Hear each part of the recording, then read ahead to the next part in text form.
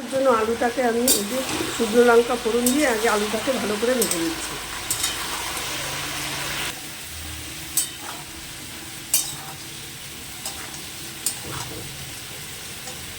আলুটা আমার ভাজা হয়ে গেছে, এবার আমি কাঁচা লঙ্কা দিয়ে পোস্তটাকে বেটে রেখেছি, সেই পোস্তটা আমি দিয়ে দেবো।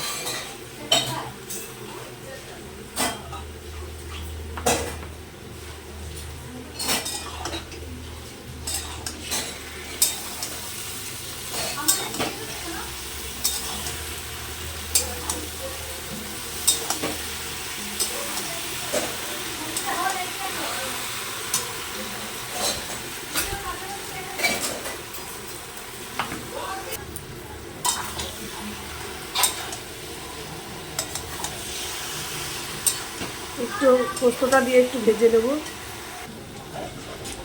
পোস্তর মধ্যে আমি দুটো টমেটো দিয়ে দিলাম।